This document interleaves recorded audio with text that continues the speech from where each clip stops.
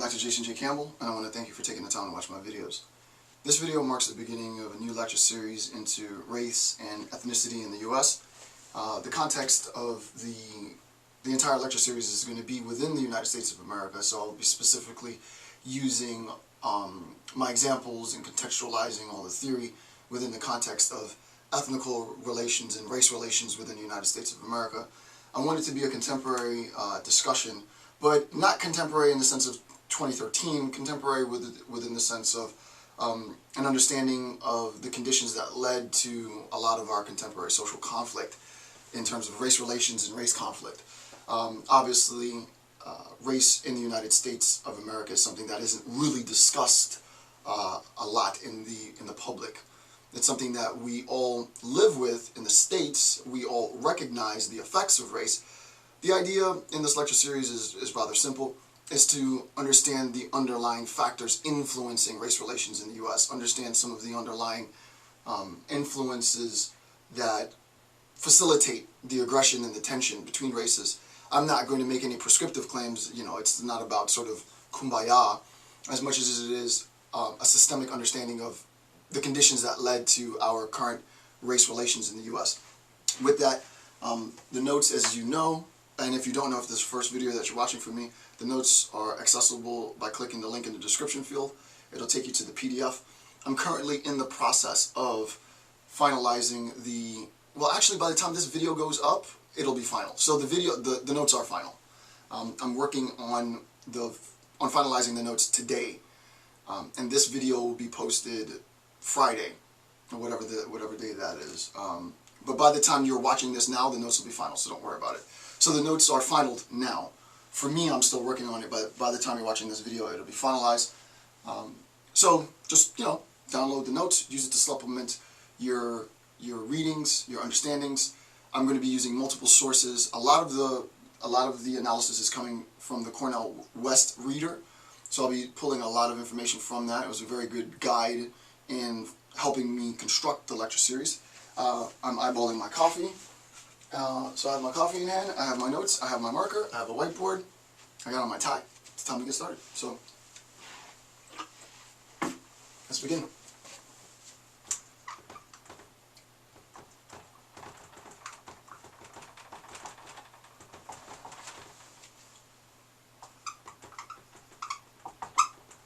Let's see here. And this is section 1.0. This is section 1.0. Okay, so this section is Modernism, its decline, and Postmodernism. And again, this comes from the Cornell West Reader. Just click the link. If you want to get the book, it'll take you to Amazon. Go get the book. So race and modernity is the first section, right? Race and modernity.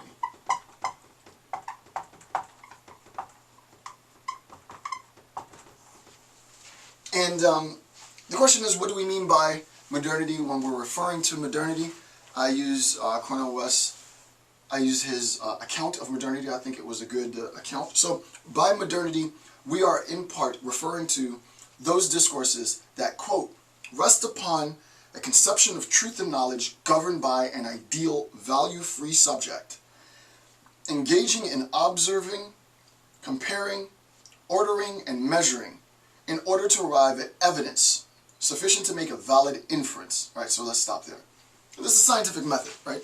Modernity is identified by the process of the scientific inquiry, the scientific method.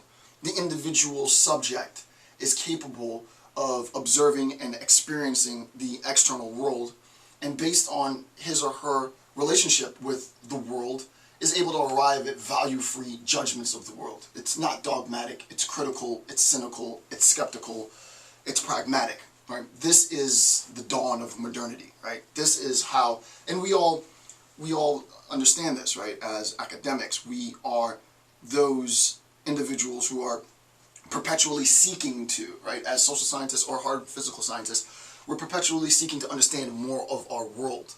And our function in the world is to be purveyors and seekers of knowledge, right? We seek knowledge in order to disseminate more knowledge, right? We're seekers of truth, we're seekers of wisdom. And as a philosopher, I live that.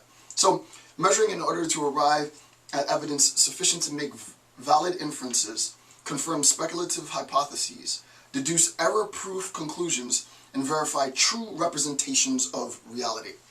What we'll end up seeing as we progress is that this concept of modernity and the idea of verifying that last bit, right, verifying true representations of reality, will become complicated by the dominance of science. We recognize that science has the market on truth and the ways in which we come to understand truth, but in terms of its perversion and pseudoscience, you can imagine that if science has rightfully risen to the global preeminence of the dominant intellectual paradigm, and I mean not just science in some sort of specific sense, but I mean the scientific method as generally applicable to all disciplines, then the point is those disciplines that pervert the scientific method, those disciplines, anthropology most notoriously, that have used scientific inquiry in order to justify preconceived, preconstructed notions, dogmatic claims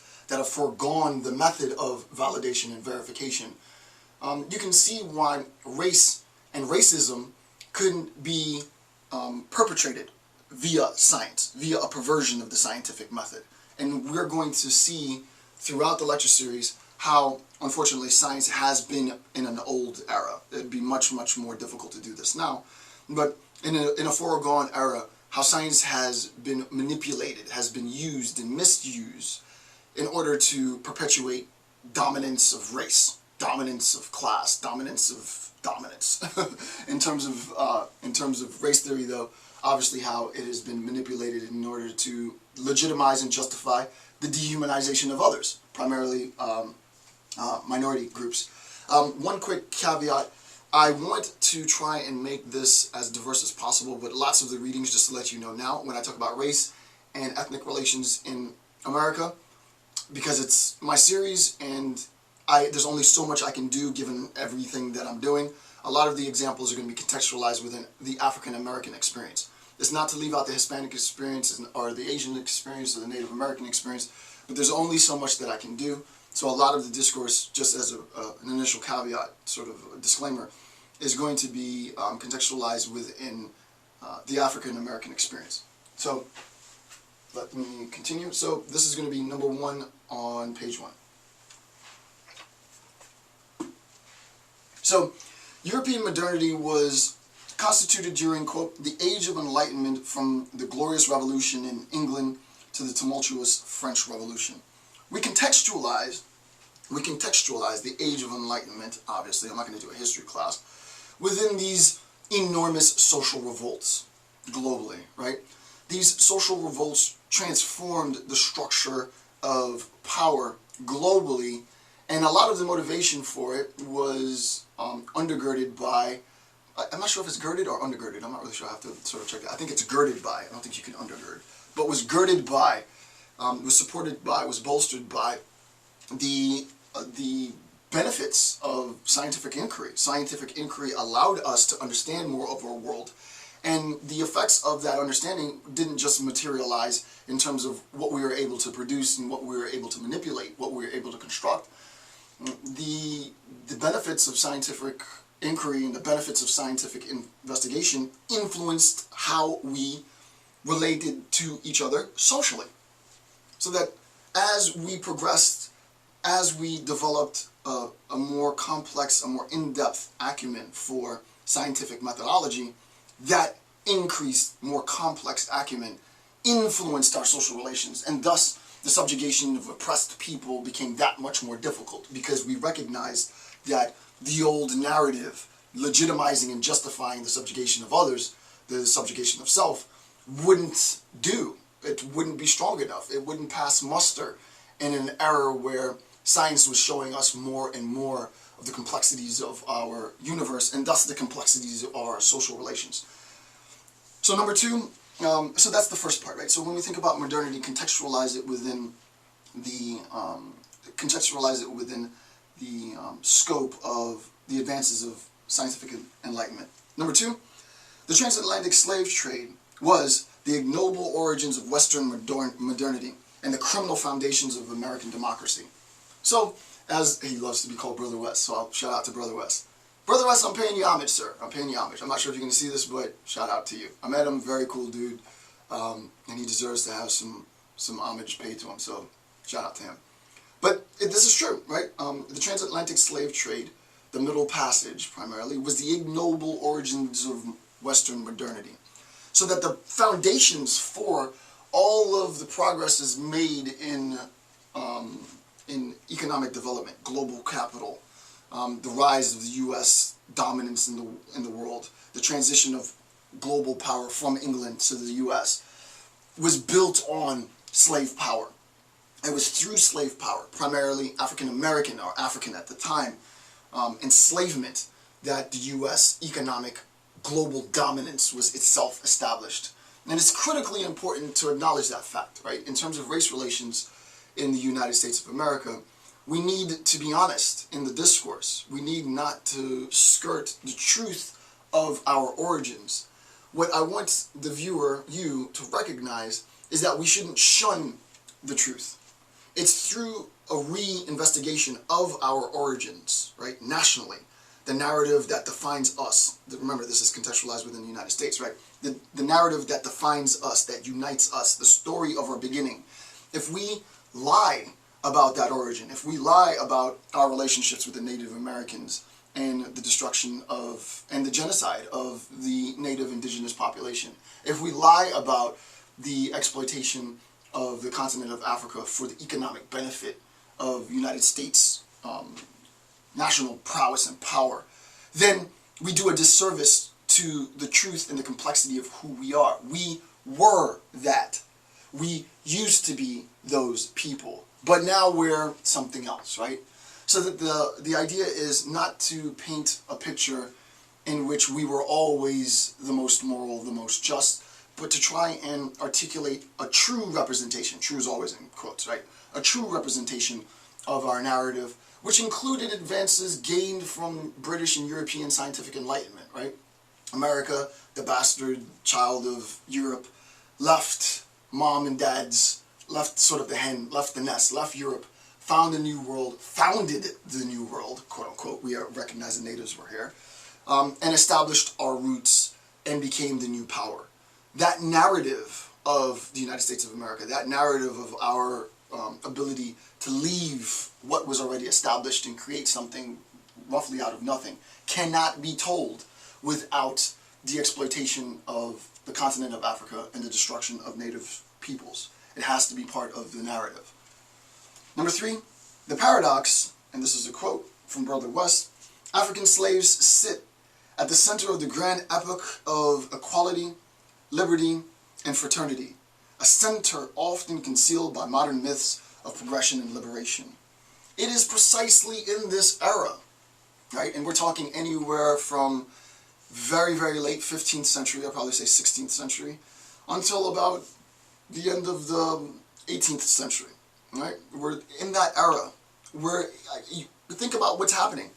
Science and advances in scientific enlightenment influence our social structures. Our social structures now, as per Marx and others, lets us see the division of classes in our society. People are fighting for recognition. People are fighting for equality. The foundation of the United States of America is itself contingent on a lot of the utilitarian movement that took place by Bentham and Mills and others in Europe, by the hands of John Locke, and this idea of ownership and property, right? This idea that land and rule can't be bequeathed to the ruler by some divine power, right? That this idea of the divine right of kings, in which the divine ruler, whomever or it or they might be, gives this this power to one individual lineage to rule.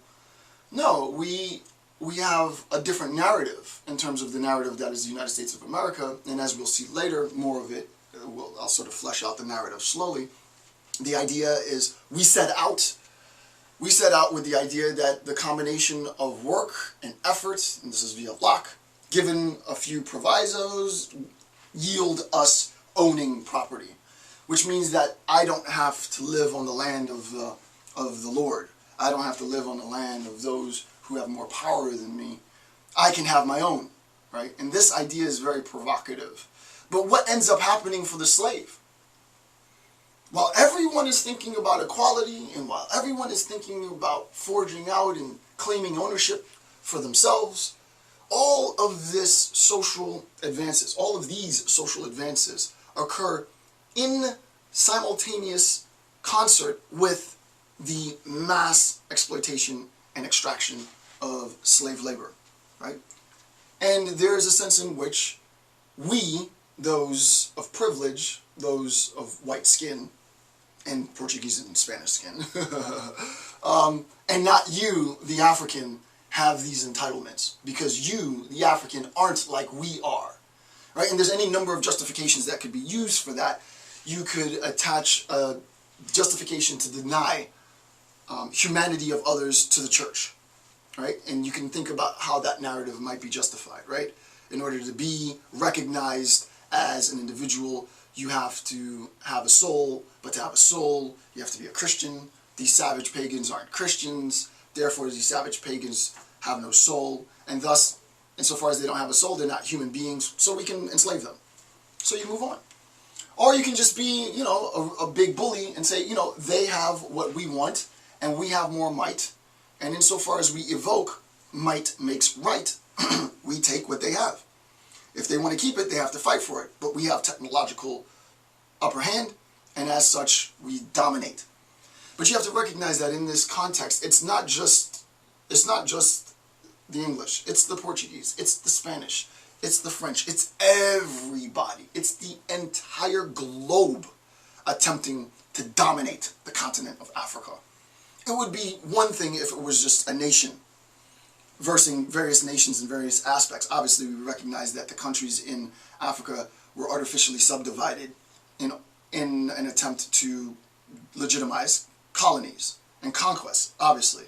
But prior to the arbitrary subdivision of the continent, there still were tribal relations, there were ethnical relations within the continent, and those were fractured as a consequence of the systematic attempt to exploit the resources of Africa. All of this was happening in concert with this discourse on liberation and equality and equal rights, right? So the rights were for others, but not for the slaves. That's the point. So 3A, bottom of page 1. If you want more into this, see my lecture on human rights, to distinguish first and second generation human rights, none of which the African slave got. This was just for those colonizers of any, it could be French colonizers, Spanish colonizers, European or English colonizers, it doesn't matter. The distinction is one between liberté and égalité. So liberté is, it's a freedom from, right? A freedom from false arrests, a freedom from persecution, a freedom a freedom from those external conditions that seek to oppress the rights in the self-determination of the individual. So I need to construct a human rights movement, and this is what is progressing in the era, in concert with slavery, that I, the colonizer of whatever color or shade, I, the colonizer, have a freedom from, right? So that in terms of liberté, we initially begin with this movement towards a freedom from. And the way that you can conceptualize this is sort of leave me alone. I have a right to be left alone. Like, you shouldn't be able to falsely incarcerate me. You shouldn't be able to take my property. You shouldn't be able to threaten my livelihood. I have a right, I have, in terms of liberté, a freedom from. This transitions to égalité, which is a freedom to, right? So in terms of a freedom from, now my self-autonomy, my self-determination is identified, and now I can start to unionize, and I can start to work with others, and I can start to bond together, and I can start to create social relationships that are going to benefit and protect my familial, religious, economic interests. And insofar as I have the right to do this, that is primarily the right to organize, these become the preconditions for unionization and such, and the huge union movements that define the industrial era, which is which is centuries after. But the seeds of that unionization and the seeds of these social rights movements is based in this era at specifically the same time when we were mass exporting slaves from Africa. So what Brother West is attempting to do here is to show the hypocrisy of the foundation of this nation. And it's unfortunately the case that in a contemporary setting, I don't know that he would say this, but I would imagine that Brother West would say that this still holds true. We don't want to acknowledge the truth of European dominance of the globe and the influence that dominance had once we left the continent and we came to claim the United States for ourselves. We assumed exactly the same role. We used to be the victim, now we became the victimizer. We used to be oppressed, we fought for our liberation, and now we became the oppressor. To whom did we focus this oppression? To the entire continent of Africa, right? Along with the rest of the globe. It wasn't just the United States doing this. It was everybody doing this, right? It was, if you will, to speak colloquially, it was a free-for-all. Okay, so that's page 1. Top of page 2b. So the notion of color blindness as a benefit of progressive thought is in contrast to, quote, more than 3 centuries of African slavery and 70 years of Jim Crow. So that it's easy to evoke this idea now in a contemporary setting. Right? When we talk about contemporary race relationships, to revisit this idea of the hypocrisy is the reality of our social relationships, right? The reality of our social relationships is masked by, so you can think of it like this, in terms of race relations in the U.S.,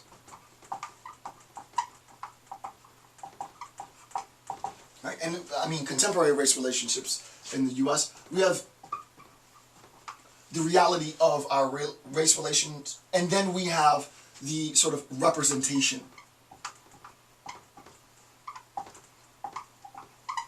Then we have the representation. What we put emphasis on is the representation of race relations. Hey, black guy at work. Hi, Bob, how are you doing? Hi, white guy. Hi, black guy. How's everything? Good? Fine? Okay, coffee later. Oh, we drive. We all have rights. We're all Americans. We all are protected, one nation under God, indivisible, right? Indivisible, right? This is the narrative.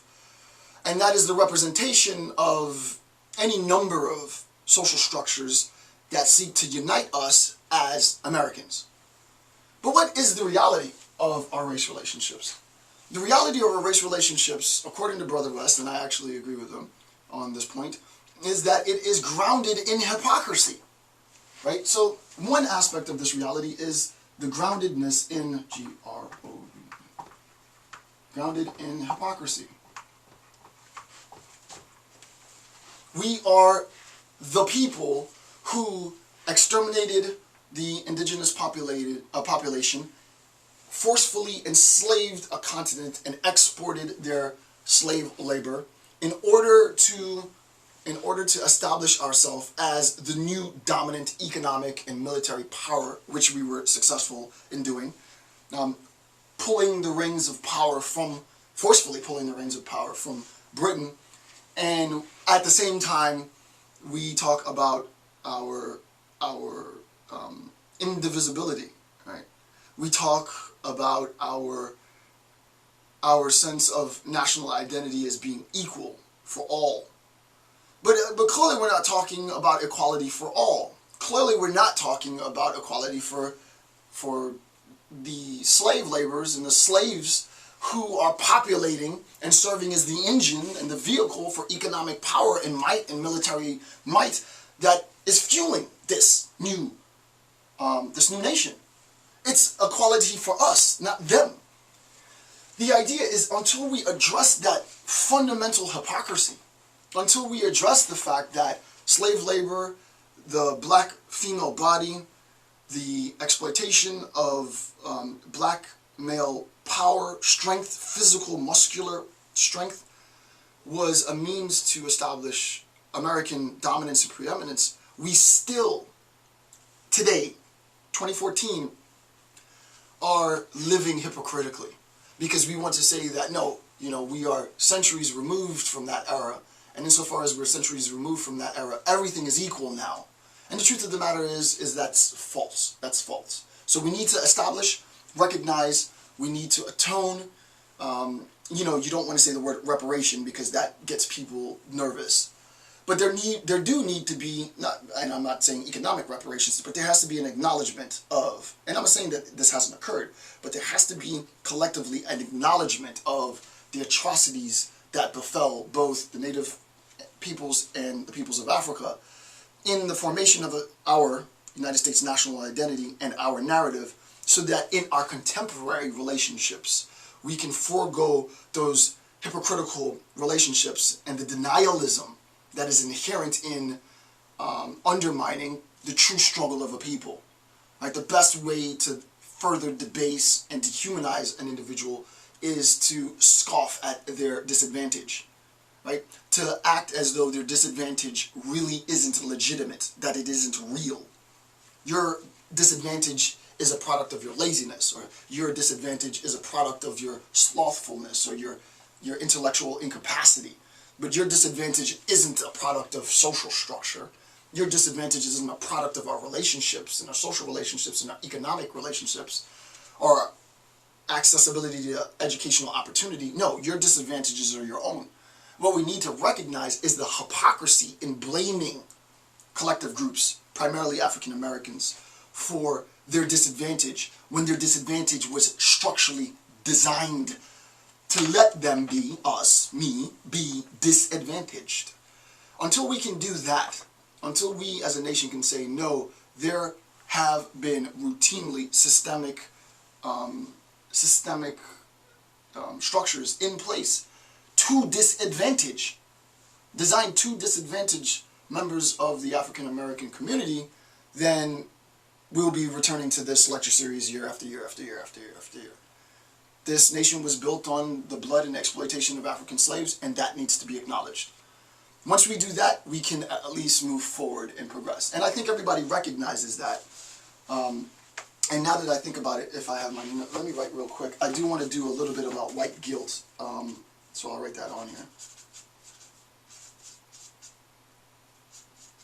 And I recognize that to be the white guy or white girl watching a series like this or sitting in an African American lecture, that it gets overwhelming. The perpetual sort of to perpetually pervade the guilt, to have, if you will, a procession of guilt, a nonstop procession really of guilt is overwhelming. The idea isn't to be a purveyor of guilt. It's not to propagate the sense of guilt in the white community that is of interest to me at all. It is a recognition of the hypocrisy of both exploiting a people within the era of equality and egalitarian movements, in the era of human rights evolution and rights-based identity, while simultaneously exploiting and denying those rights to the very group that helps one establish global dominance. Right? That hypocrisy has to be addressed. So the future of racial harmony is argued to require both an historical amnesia about black humiliation and black suffering. Right? So this hypocrisy is in place, right? The hypocrisy becomes the vehicle with which, the function with which we can then deny the humiliation and suffering of a people. Right? We can have amnesia, as Brother West says, right? Oh, I can forget about the fact that these people must have been humiliated, and men must have been humiliated because their familial relationships were systematically designed to be destroyed. That you could have a family, break them apart, throw them on the auction block, dad goes here, mom goes there, kids go here. It's not even mom, dad, kids. Who cares about the black family? We're going to destroy that. We're going to destroy the black family, we're going to sell them for economic advantage. The humiliation of, as Toni Morrison rightfully says, and I think it's absolutely genius, of identifying people by the brands that they make. Oh, lift her titty up, no problem. Lift the breast up, brand her right on her tit, no problem. She's chattel, let's go. The humiliation of seeing someone that you love gang raped, so that, you know, people can have their kicks, people being humiliated, people being lynched and hung, no problem, no problem, it's fine. Right, to evoke that, it does create tension, right? I recognize that this is a very sort of tense issue. But as Brother West says, and he's absolutely right, there is a sense in which we operationalize this hypocrisy by denying, by forgetting the humiliation and the suffering of a people, right? So that part of the reality of our race relations is not only that it's grounded in hypocrisy, but that it propagates suffering and humiliation by denying suffering and humiliation, right? So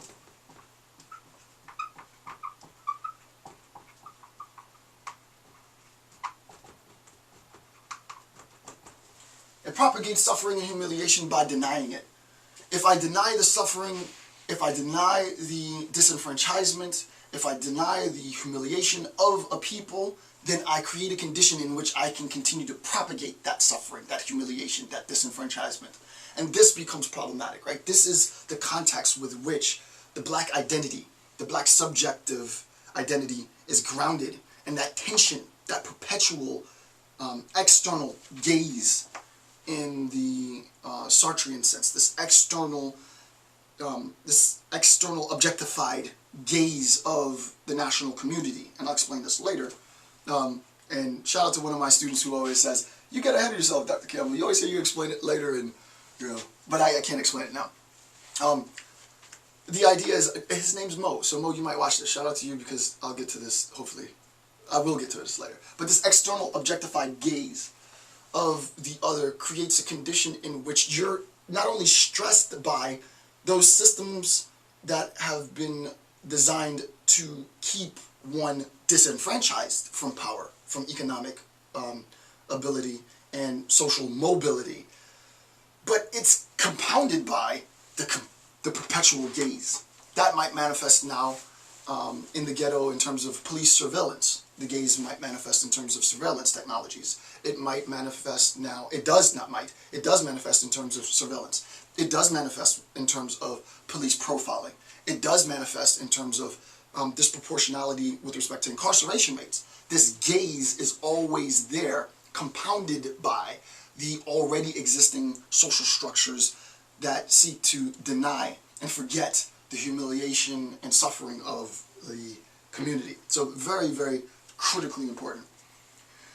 D, scientific, this is a key point, very essential point. Scientific enlightenment has yielded the truth of objectivity, which is what I'm discussing now, and I'll explain this in a second. So scientific enlightenment has yielded the truth of objectivity, which is argued, when appropriately applied via the scientific method, eliminates the very possibility of prejudice. So that's all me. The idea is, there is the assumption that with scientific methodological specificity, that is, with the ability to via precision, via intellectual rigor, arrive at a certain articulation of truth, that truth that we've arrived at, we've deduced, it's a deductive model, that truth that we've identified, that truth that we've now attained, speaks to and relates to an objective fact in the world. What ends up happening is there is an inclination within our social relations as human beings to take that objective truth that we've arrived at and attempt to socialize it, attempt to identify it in society. And we say, well, you know, it's like this in nature, it's like this in science, it must be like this in our social relations. And you can understand why we would evolve theories like social Darwinism from Darwinism. You can understand why we would evolve and adapt the notion of survival of fittest and strength, why we would seek to create taxonomies of intelligence and taxonomies of dominance and brilliance, which seek to legitimize and reinforce those norms that support white supremacy. And this is what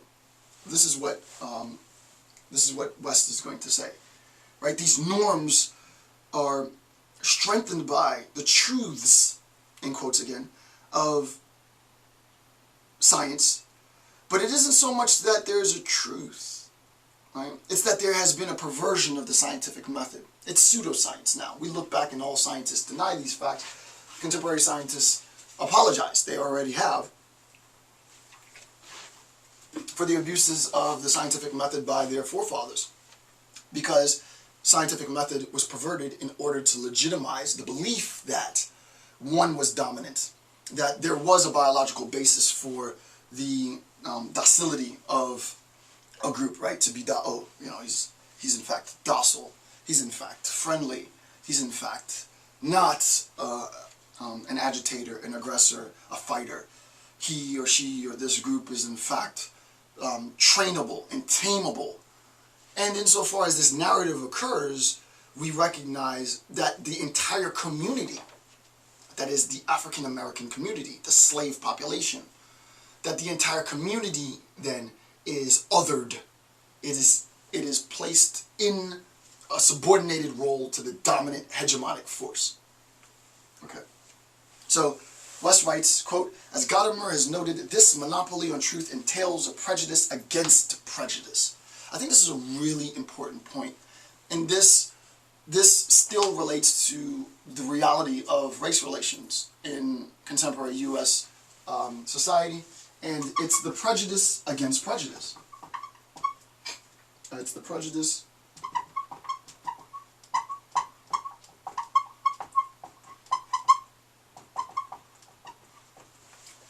West is right. Brother West is 100% right. It's the prejudice against prejudice, right?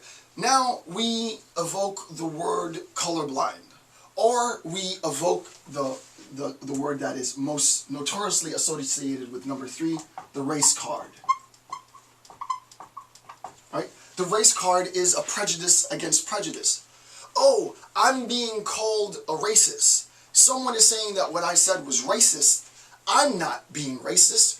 You're prejudiced against my beliefs, right? You're prejudiced against my ability to speak openly, and thus I'm defending my prejudice, right? It's a prejudice against prejudice. In terms of the scientific method, how does this work? I don't want to get into Gadamer's entire discourse on this because it's actually really genius. But the scientific, and I can sort of draw this really quick. The scientific, think of science as an industry, right? In terms of science, science articulates truth. Science articulates truth. If you challenge this notion of truth, you challenge the discipline of science, which is fine. Science is in the business of sort of answering challenges. That's the whole point of the scientific method, is to challenge itself and to seek external challengers to itself. But the prejudice against prejudice, as he says, just to read it again, as Gadamer has already noted, this monopoly on truth, the fact that science and scientific method have now monopolized truth, the scientific method speaks of, it refers to objective criteria in the world, then any challenge to that discourse, any prejudice to the scientific method means that you undermine the effectiveness, the truth, the correlation between the method and the reality itself. So how does this, I can see that this might be a bit complicated.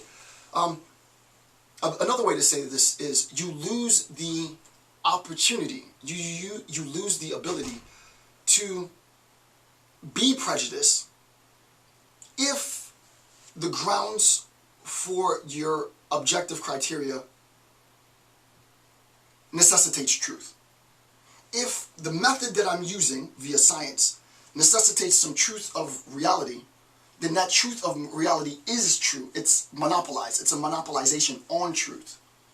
Thus, whatever is said, it almost becomes dogmatic, right? Whatever is said reflects truth. Thus, you lose the ability to be prejudiced because what you're attempting to do is deny the truth, and you can't do that. Now, obviously, we recognize that there's more complexity to the scientific method, and in a contemporary setting, this wouldn't fly. Right? It just wouldn't fly. But in that era, in the era from, say, 15th century to about 18th, 19th, maybe not 19th century, but 15th to 18th century, globally, scientific discourse dominated, and it almost functioned as as a purveyor of dogma, in a sense, right? Anything that was said by science was de facto fact, because that de facto fact was infinitely better than a dark age in which mysticism and whim ruled, in which inquisitions and unjustified exterminations ruled in the name of any number of deities. And globally, the advances in science, at least at the time, seemed as though the truths of science were beyond challenge. And that's what's being said here. But you can recognize that much power, even in the hands of scientists, that much power, insofar as what's spoken is gospel, if you will. What's spoken is a direct correspondence with objective truth, yields exactly the same results as the Dark Age. You have quacks and pseudoscientists who get into place, who get into power, and they construct narratives that legitimize hierarchical, abusive, dominant social relations, and those social relations are exploitative by design. But to challenge the exploitativeness of that design, to say that that exploitativeness exists and it isn't inherent within the method, is to undermine the entire system of truth functioning, the truth function of science. Complex, that part, it might be complex. I apologize if that's too complex, but that's the clearest I can make it. I can't make it much clearer than that. Right? So the prejudice against prejudice is now a reality, right? Think of it in terms of the race card. You can drop the race card now, to sort of make it colloquial. So forget all of the, everything that I said if it was too complex. Just think about the prejudice against prejudice manifesting in the race card, right? The race card is something that is used frequently now, right? Oh, you can't call me a racist for saying that because it wasn't racist. Why? Well, then you lose the right to tell someone that what you're saying is offensive, that what you're saying is dehumanizing, or what you're saying is sexist, what you're saying is racist. No, I drop the race card and I say, no, foul on the play, you can't call me a racist because that's not warranted. This is the truth of our social function. And unfortunately, it becomes the case that I then don't need to be aware of my offensiveness. I don't need the race card. Evoking the race card allows me to be more offensive. And that's the point. And that's the point, right? Evoking the race card is, and there are instances in which I'm sure the race card is legitimate, right? Where people are being called racist for ridiculous things. But I think of, is it Don Imus? I forget who it was, who had the comments about the basketball team, the girls' basketball team. And to say that, no, someone's evoking the race card in that instance, right, is obscene. No, what you said was clearly racist. What you said was clearly offensive. And if you're not aware of, especially if you're in a position to have a national or global audience, and you're spewing out ignorance, no, you are going to be called for being a racist. And you can't then say that people are, quote unquote, dropping the race card insofar as what you've said is legitimate. No, we need to recognize that, right? Sort of the role of the race card as legitimizing further racism, right? To evoke the race card legitimizes, in times, I'm not saying always, but it legitimizes further racism. And then E, this is middle of page 2, quote, American vacillation between Puritan purity and vulgar materialism fragmented the intellectual tradition, this is knowledge, Sophia, and generated an unrestrained quest for wealth. The idea is the real impetus of globalization has been and will always be capital. It's about money. It's about money. But money is only ever a means. No rational person pursues money just for the sake of having one additional dollar. That's pretty ridiculous. You can have that as your goal, sure, but, that's obscene. It's about the procurement and the attainment of capital and wealth for the purpose of any number of things. Power, dominance, control, you name it. In terms of that relationship, what Wes is saying here is that there's a vacillation. There's this schism, if you will. There's this oscillation between, on the one hand, this Puritan purity, this temperance, this ethic of work and due diligence, on the one hand, and the vulgar materialism that is motivated by the acquisition of more. And this is the this is the inherent, I wouldn't go so far as calling it contradictory, because I don't believe it's contradictory, but this is the inherent tension at the foundation, at the origin of our national identity. The tension inheres within our national identity. Because we did leave Europe, we did leave England in the hopes of freeing ourselves from religious persecution, right? In the United States of America, you were free to believe in whatever God you wanted to. You were free to believe in no God at all. So we left for religious freedom. But we also left because, you know, taxation without representation, blah, blah, blah. We left to be able to establish our own economy, our own money, have control over capital, and become the dominant superpower, which we were able to do relatively quickly. If you think about this in terms of historical time, we did that very quickly. That is going to create a lot of tension. The rapid nature in which we, the United States, rose to power. And we're talking, I mean, if you think, and it would be interesting to look, I would love to read a historical account about the amount of time and the duration of time. I have read some about duration of time. Roughly it's about 200 years that global dominance is held, from roughly about the 15th century or so, since Spain had power until now. I forget where I read it, but I've seen sort of the transition of power from the Spanish to the Portuguese to the British to us to blah, blah, blah. I've seen it's roughly about 250 year segments, intervals. But the idea is, I think rapidity is a word, I'm going to vote the word, I'm not sure if it's correct, but the rapidity in which we, the United States of America, came to power and established dominance would never have occurred. It would never have occurred without slave labor and the extermination of the native peoples.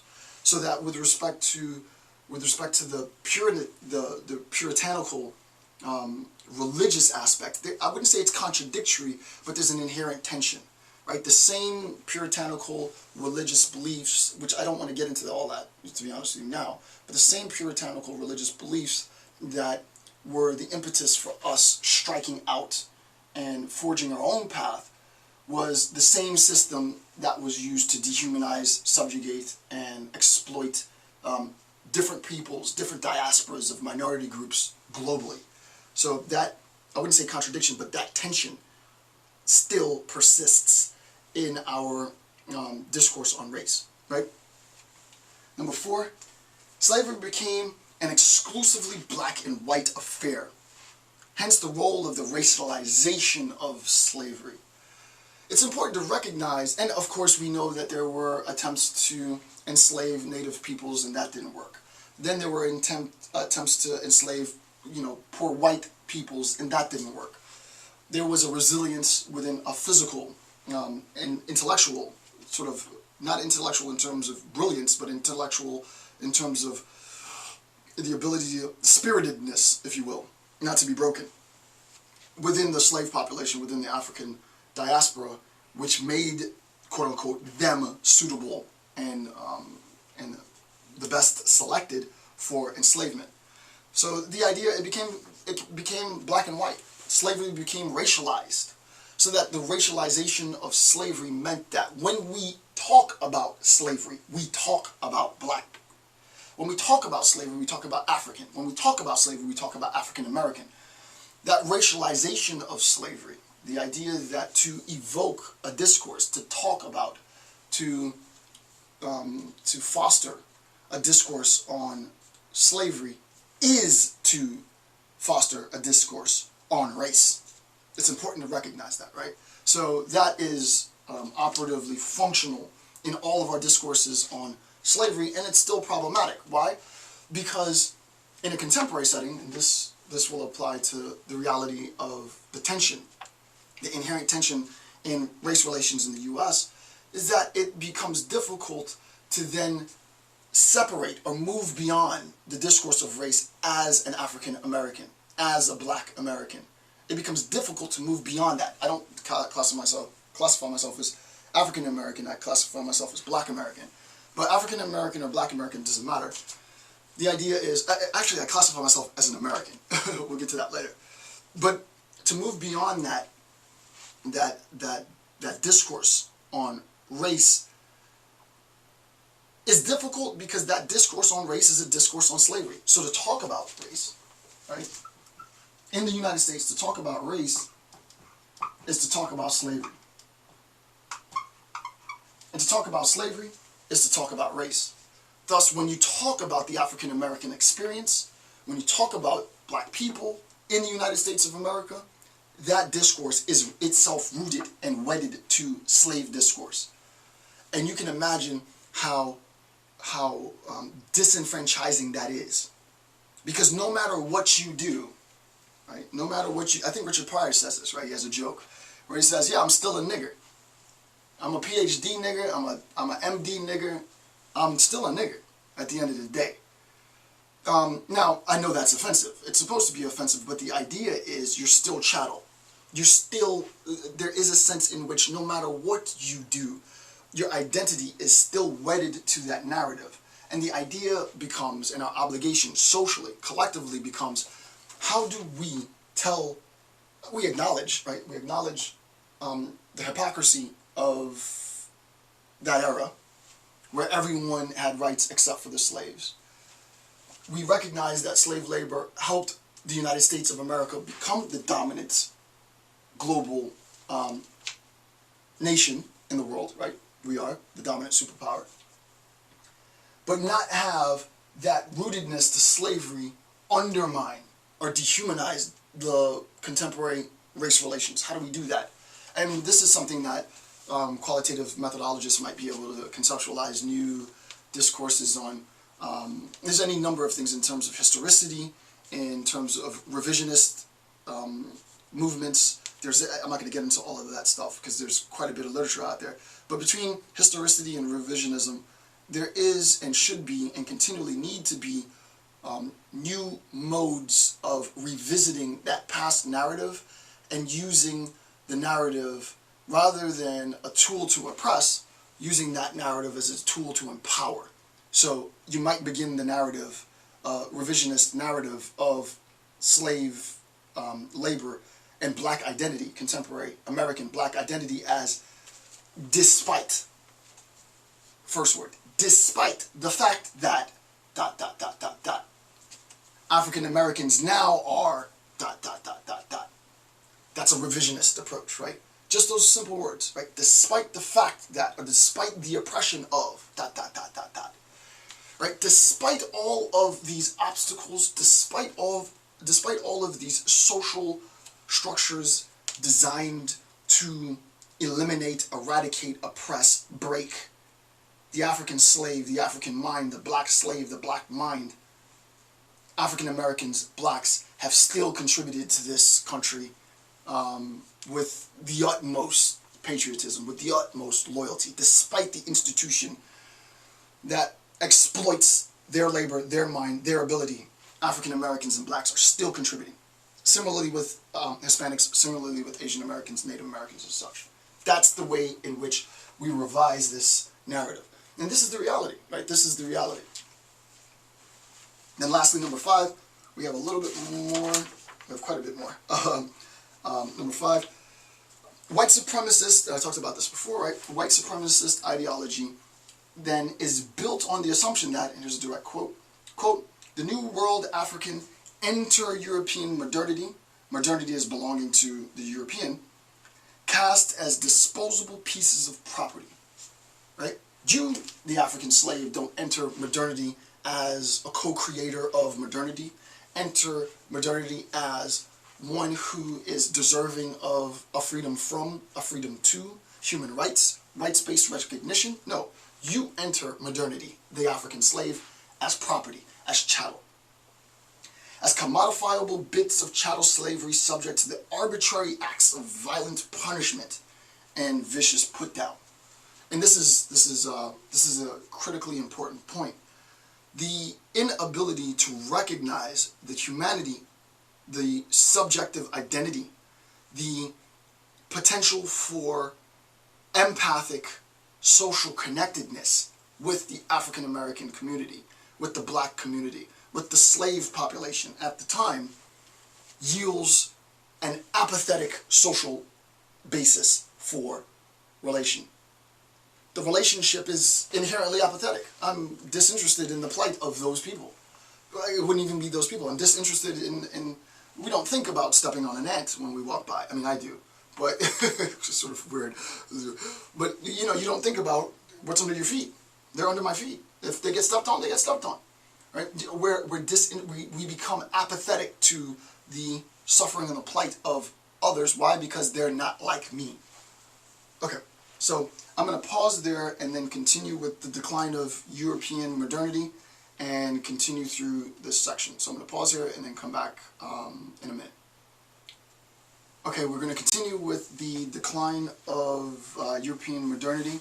The idea is, what I love about Brother West's approach is he gives a really sort of solid, sequential, chronological articulation of the genealogy of white supremacy, normative whiteness, and slavery, and slave mentality in the U.S. I think his account it's very, very heady. I was never one to like sort of race analysis, because most of the race analysis I read just wasn't intellectually gratifying. That is, until I read Brother West's work. And his approach, for me, is so salient because he roots it within the history of modernity, within the evolution of a genealogy and rise of U.S. global dominance. He has a good understanding of both the philosophy of the time and the science of the time, and can interrelate the philosophy with the science to give us a really holistic account of how we came to have the social practices that we have. And without that very, very broad general understanding of the history of Western civilization in its totality, and it's a huge amount of information to have, which he does have and he has mastered. Without that understanding, you can't really make sense of the profundity of Brother West's approach. What he does now is, I think, very interesting, is he starts to recognize the decline of modernity.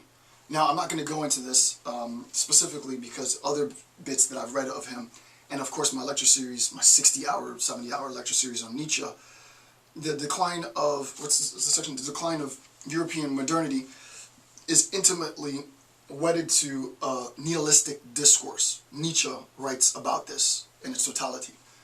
There becomes a new, and we'll see this in a second, there becomes a new manifestation of meaninglessness, a collective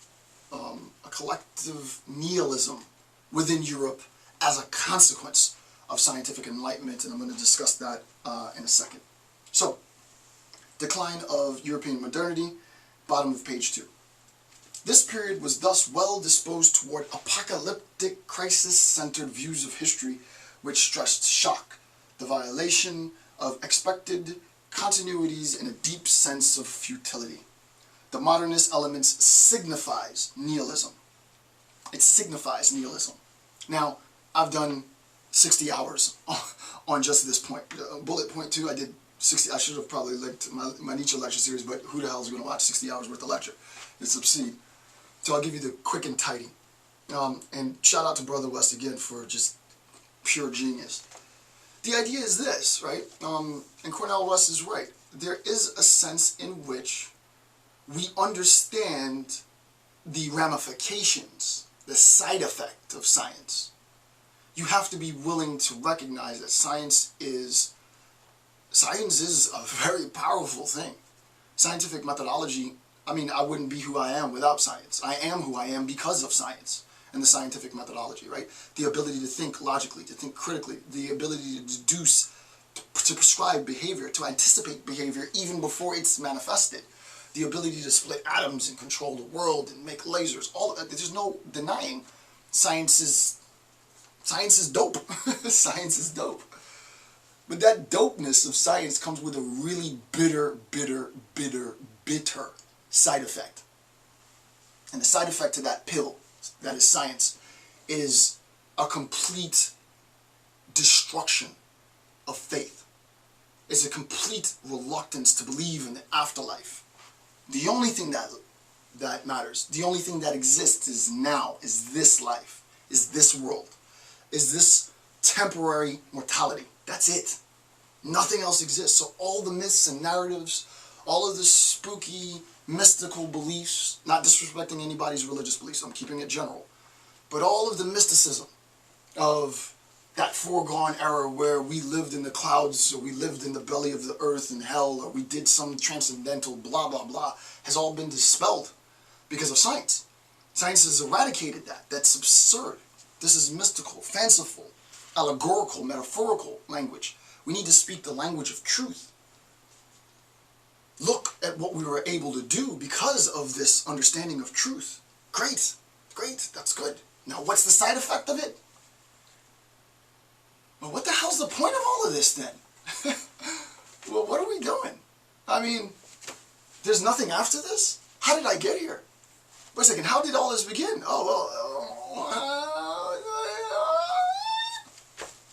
Nihilism. This is all bullshit. This is all a waste of time. Why are we here anyway? If there was a God, why would you put us in here? No, there is no God. All there is now. All there is now.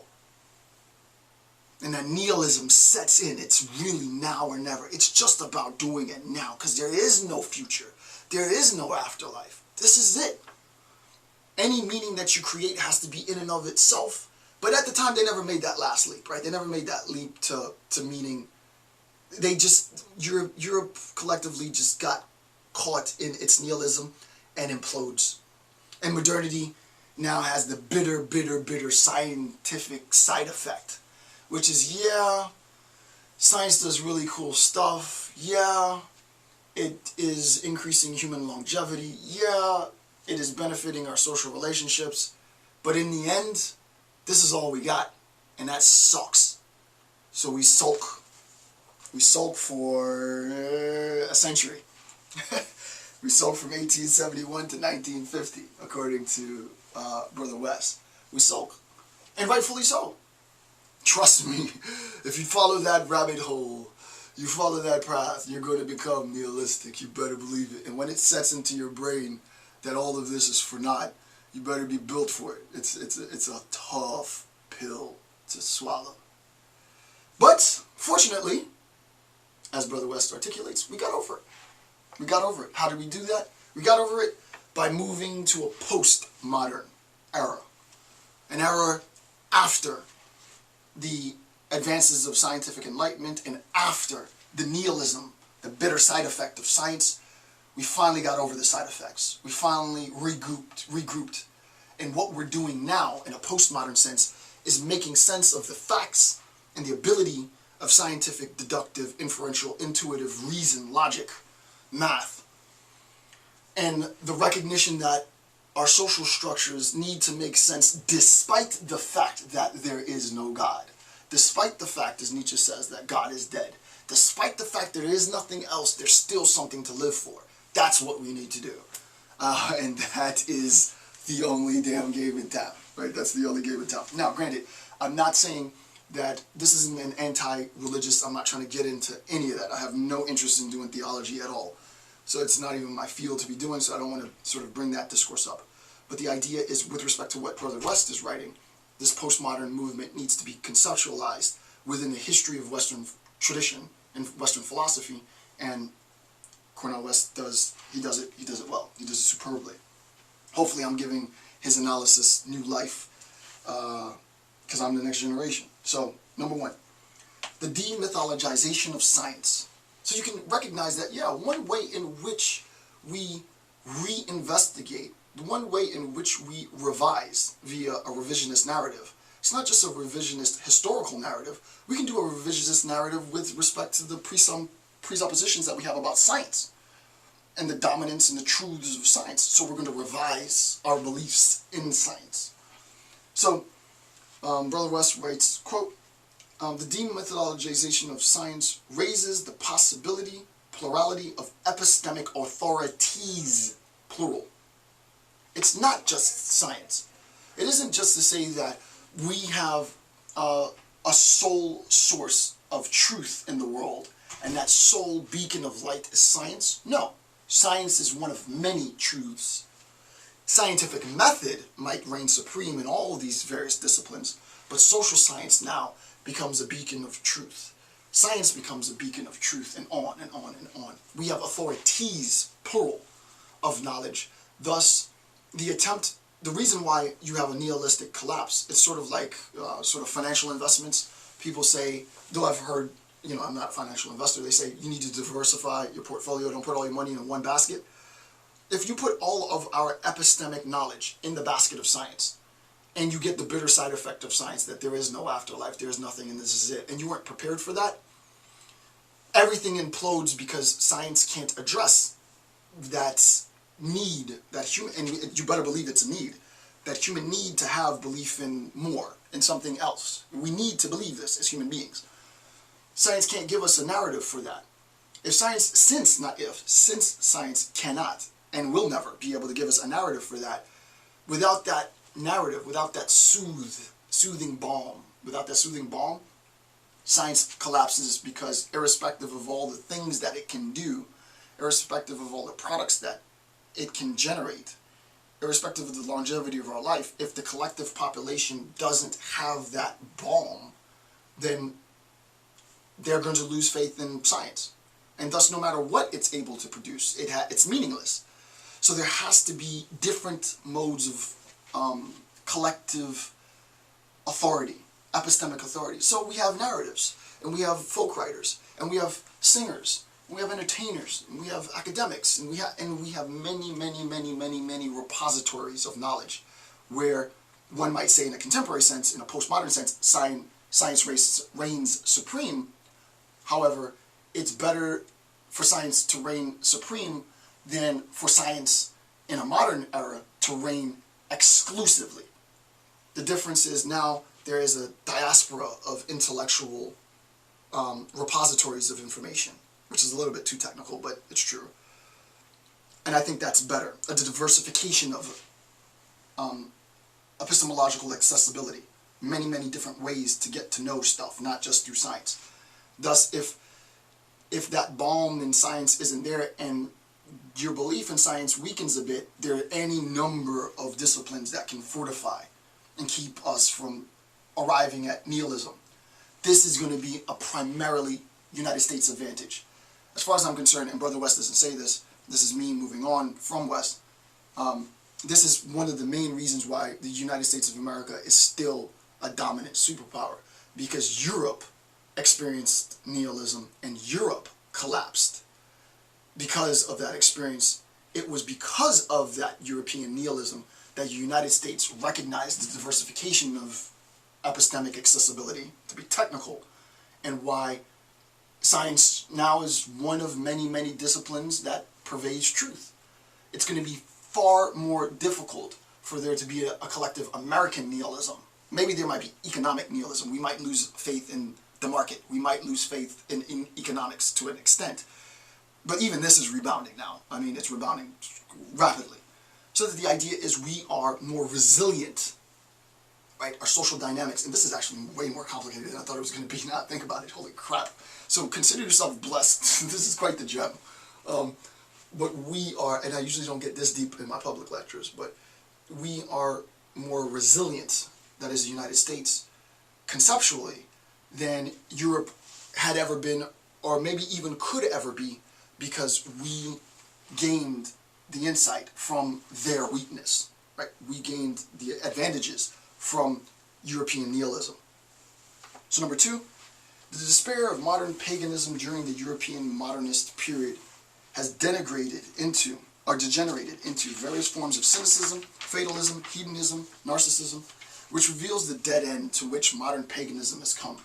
Impotent, irony, barren skepticism, and paralyzing self-parody. The idea is the balm, B-A-L-M, needed to pacify, to soothe the population, isn't found in a pagan tradition. It really isn't. It's not to undermine paganism, and I'm probably going to do a pagan lecture series sometime this year. It isn't to undermine paganism, but people need the allegorical, metaphorical language of infinite existence in order to pacify the dredge that is daily mundane existence, right? Or the drudgery, I think would be more appropriate, right? The drudgery, which is sort of daily existence. It offsets, right? It being this metaphorical language, offsets the reality of now, of presence, and the difficulty of it. So number 3, philosophical attacks on the primacy of the subject are deepened. Philosophical attacks on the primacy of the subject are deepened. This is postmodernism. Is a deepening of the decline of modernity. Now I'll explain that, right? Is a deepening of the decline of modernity with little sense of what will follow, if anything at all. This is the nihilistic movement, right? This is, as I said, the side effect from scientific enlightenment. So 3a, via Nietzsche, I've been talking about this nonstop. Before I even got to this page, via Nietzsche, the concept of European nihilism creates a condition in which, quote, for the first time, European audiences look to the United States for artistic, cultural leadership since the United States has steadily gained cultural self-confidence.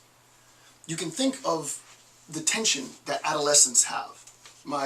Surprisingly enough, I cannot believe it, this year I'm going to be the father of a teenager. Which is completely mad. I was just a kid. I was just a child myself. I'm going to be the father of a teenager, which is bizarre. Like, it's a whole new level in parenting. It's like, I officially have a teenager. Wow. And, you know, I've recognized the type of teenager I was. I was rambunctious and rebellious as hell, right? So I expect my due payback, even though my kids are way better and way smarter than I ever was. But the idea is, we are the child. The United States of America is the child of Europe. We are the product. The United States of America is the product of European Western civilization, period. It is undeniably true that we are the child of Europe.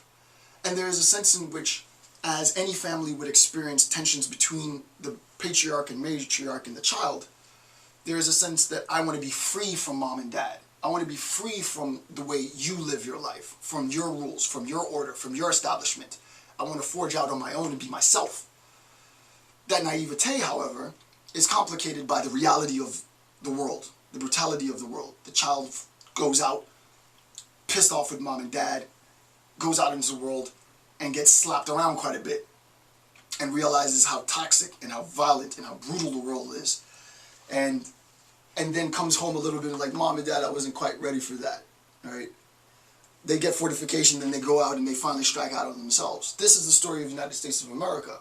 We are wedded to Europe. We are the product. We are the child of Europe. That is the United States of America. But there is a tension between the cultural norms for which we have arrived at our self-identity and the attempt and the need to reformulate and transform those norms and identify our own. We don't want to be Europe 2.0. We don't want to be Britain 2.0. We want to be new. We are always wedded to our history. We are always wedded to our origin, but we, the United States of America, want to be something new. And the question is, how do we go about doing that? As we progress through the series, we'll find out how this is attained, but what I want you to see now is this inherent tension. The way in which you conceptualize it is to anthropomorphize the United States as the offspring of Europe, and think about this, the inherency of adolescence and the inherency of that tension. Adolescence is defined by this tension. The inherency of the tension of adolescence as exactly the same conflict that the United States is feeling with respect to its relationship with Europe. The best way to understand international order is to personify it, I think. So hopefully that helps.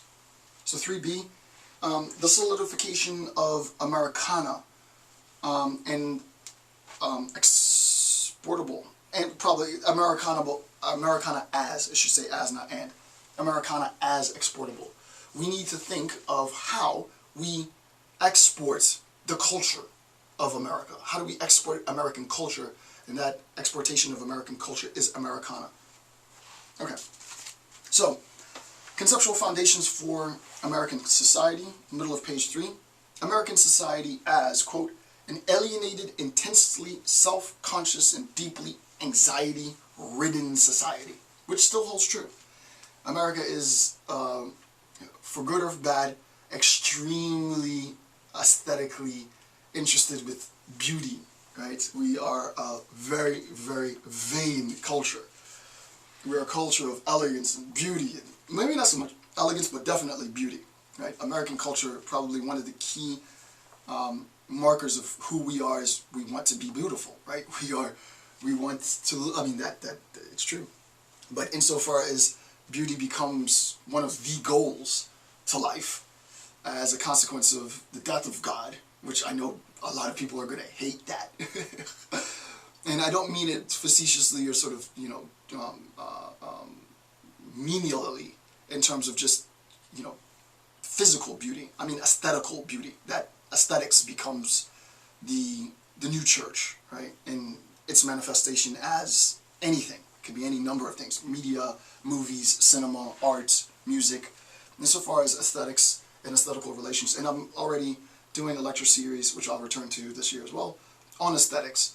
Insofar as aesthetics becomes the new church, America is the ground in which this new, I don't want to be blasphemous and say new religion, but America becomes the testing ground for a society that flourishes, that could and is potentially flourishing independent to the bitter after effects of science, right?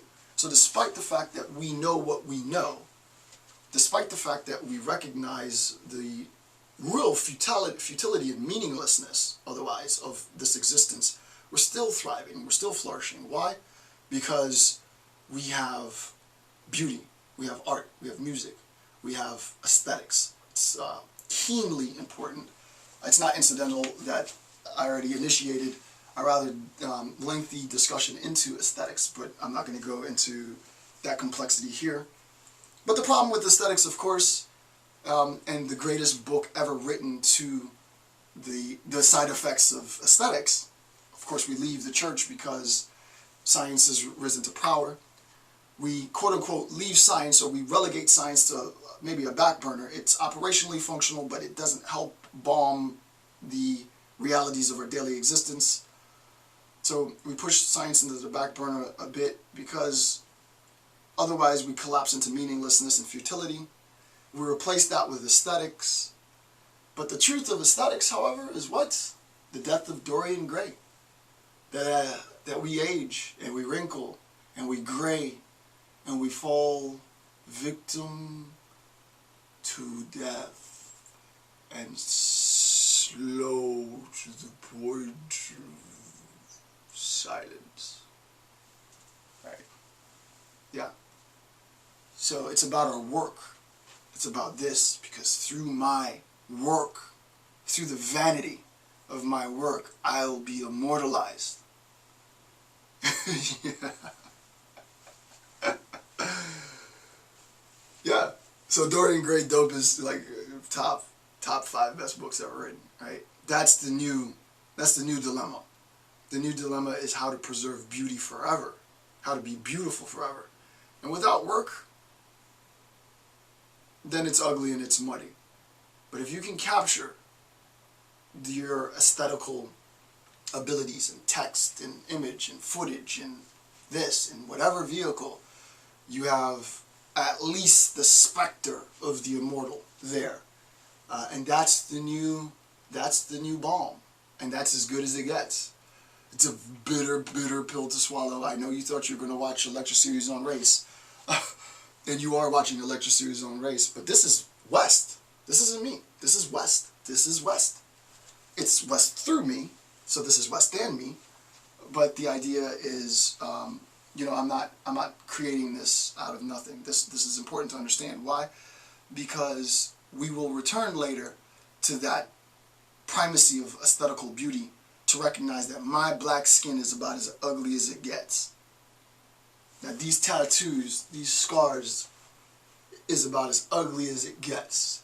So if there's a bad guy, if there's a villain, he looks like me. He looks like me. So don't think that we're on a tangent. We're not. This is part of the narrative of race. It's just a very deep, very complex narrative. Okay, so European dependency and national identity. As I said before, there's a need to move from this adolescent relationship with the predecessor culture, with the culture derived from, the Greeks primarily. Western civilization begins with Greek culture. And the idea is to recognize, we need to recognize the inherent tension in forming our own national ideology, well, maybe I want to go that far, forming our own national identity, forming our own national narrative in opposition to the narrative that was Europe. Because if we define ourselves exactly as Europeans define themselves, we too will fall victim to that nihilism. And the one thing in life that we run from is that nihilistic belief, because it cripples progress. It cripples progress. So we need to be able to control that nihilism, and there needs to be operationally structures that can continually transform social relations so that we control nihilistic tendencies, but I'm not going to talk about any of that in this lecture. Time for the coffee, real quick. So, European dependency and national identity is a consequence of the geographic displacement of European peoples into the Americas, obviously. Number two, it is a consequence of the geographic displacement of European civilization, this is a quote, the European civilization whose superiority they, Americans, openly acknowledged. There was a sense in which the founding of this tradition, that is America, this nation, that is America, this culture, that is Americana, we love all things English. We love all things European. We love all things, well, maybe not Victorian. We got away with that. We're kind of hedonistic. We're not going to sort of have that I mean, the origin was puritanical, you better believe it. It was, Goody Proctor and such. But this resonates to this day. So if you click the link, right, see this basic talk video for a reference on the concept of trust. The idea is, watch the video, so I'm going to pause for a second. It's like a 30-second video. Watch the video and then come back. Okay, I'm assuming you went and watched the video. So the basic talk commercial is a simple, simple commercial, nothing, revolutionary about it. But you can see that they're trying to sell you a product. They want you to recognize that, and I'm doing free sales marketing for the freaking Basic Talk right now. Basic Talk, cut me a check. But what they do in the Basic Talk commercial is they say, hey, we have this new product, trust us, this product is good. If you don't believe our spokesman, who's American, he's speaking American English, then listen to this British guy. And the British guy says, hi, I'm a British guy, talks in my British accent is horrible. Hi, I'm a British guy, trust the spokesman. Basic Talk is a good thing. This is a perfect example of the adolescent experience. You want to leave home, but you get out into the real world and you find out how difficult it is. And you call home on Basic Talk. And you say, hey, Dad, remember how we got in an argument last week? Yeah, I'm sorry for that argument, Dad. You really are nice, and I really love you, Dad. Yeah, so I'm trying to get my own apartment, and I need somebody to co-sign for my rent. Can you talk to this person and co-sign for my rent? I love you, Dad. I'm sorry that I yelled at you. You make a call home. You appeal to the authority of Dad. And Dad says, sure, no problem. I love my kid. Not a problem. It's that. Hey, we forged out by ourselves. We're here by ourselves. Now, this is our stuff. And our people are getting restless and they're getting angry and they want to figure something out. I don't know what to do. Hey, don't forget that we are English. We still are from the continent. We still are the people of Europe. We still are the descendants of nobles. We are those who have fought. You make an appeal, a nostalgic appeal to your past in order to legitimize your presence, right? So that, I mean, we do this in our daily lives. Hi, I'm Dr. Campbell. Thanks for watching my videos.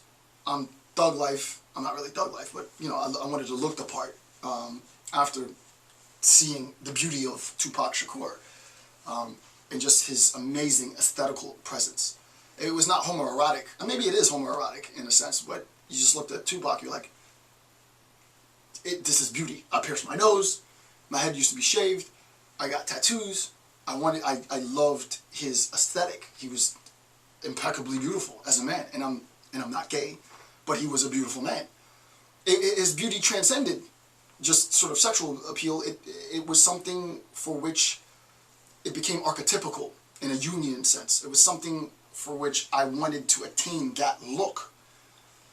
Similarly, the United States of America wanted to attain the economic prowess, the social structures that established European dominance. But I wanted to transcend Pac. I wanted to be better than Pac. I wanted to look like Pac, but I wanted to be smarter than Pac. I want to be Tupac reborn. Similarly, the United States of America wants to have the social interrelationships of Europe, but they want to do away with the divine right of kings. They want to do away with all the foregone mystical beliefs. And they want to say, this is the place where if you're smart and if you work hard, you can be the president, you can be the ruler, you can be the elite. It's just about knowledge and effort. And that becomes the tension. So to phone home and say, hey, don't forget that we are the people of, in order to pacify, in order to facilitate a bomb towards the population, that you are the descendants of nobles, that you are the descendants of people, guerrillas really, in terms of guerrilla warfare. You are the descendants of those who transformed warfare in order for us to have this. You appeal, you call home, you appeal to still sort of the dominance of English and European identity. So number 3, European dependence and national identity is substantiated in an antagonism of the indigenous American people. We left Europe because we were subjugated. Obviously, the we, I wouldn't be in there because I'm black. I would have been, no, I mean, but I'm smart, so I would have had a different social function. I would never say I would have been a slave, because there's no way in hell I would have been a slave. They would have made it, I would have been like Django. They would have made an exception for me. And I'll talk about Django probably later in the lecture. I need to make notes to myself. But in terms of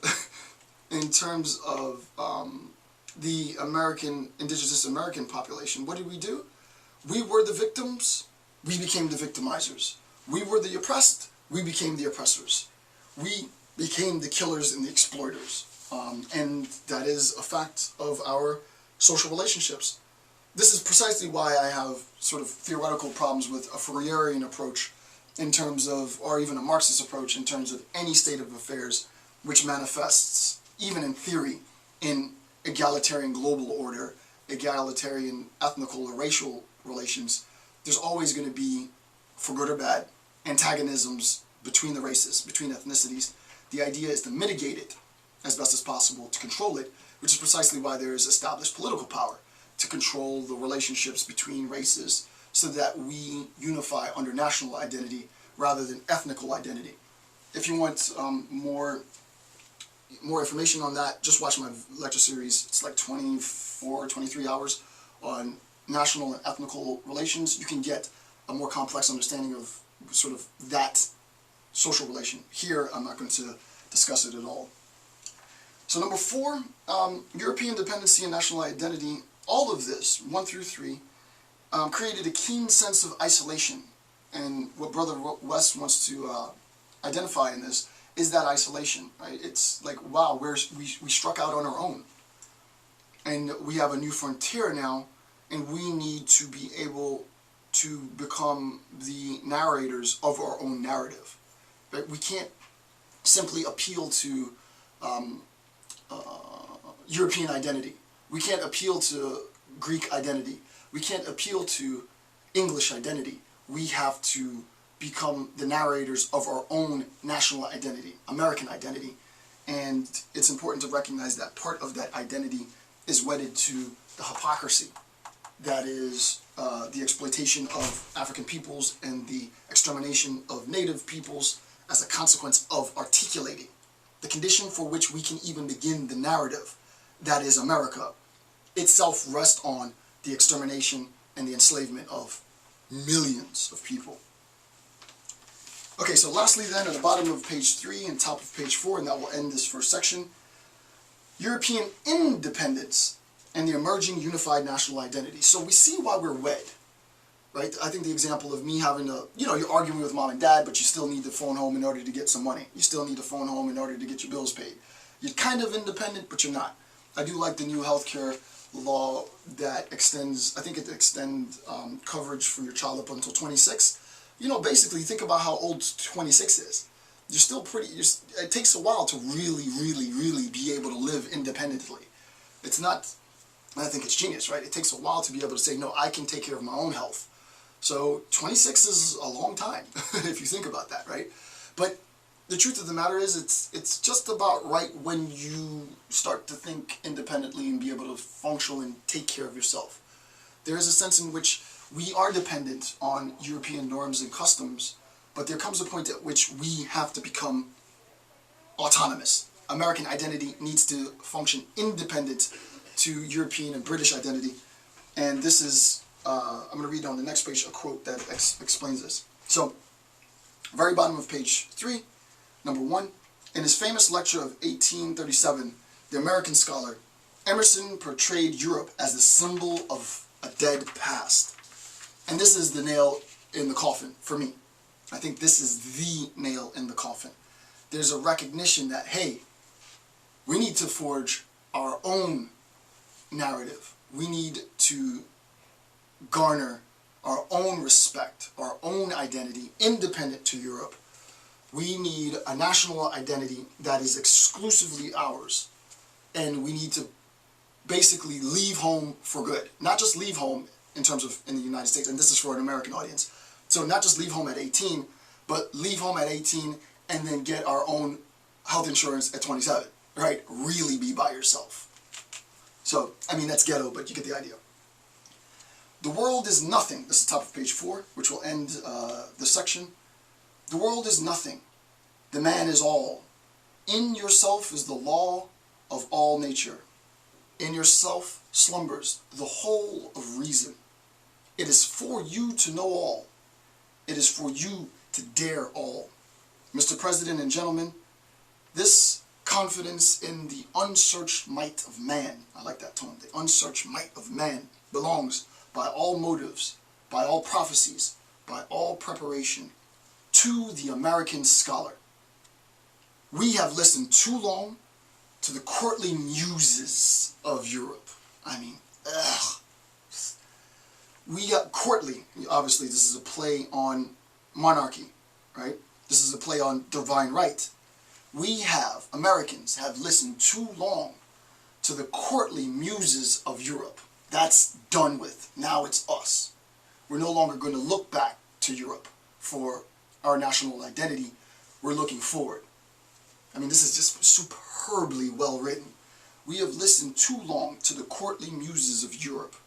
The spirit of the American free man is already suspected to be timid, imitative, tame, imitative to Europe.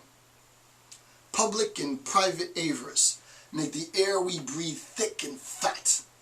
The scholar is decent, indolent, complacent. See already the tragic consequence. The tragic consequence being European nihilism. The mind of this country taught to aim at low objects eats upon itself. That eating upon itself, that self-cannibalization, is the implosion from European nihilism. And if we don't leave the courtly musings and the reverence of the British Empire and the European continent, we put ourselves in a position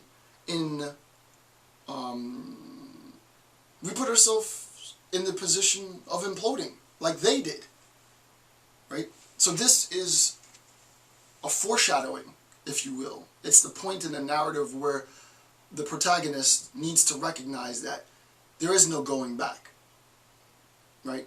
There is no going back. Once we set out on this journey, we are never coming back.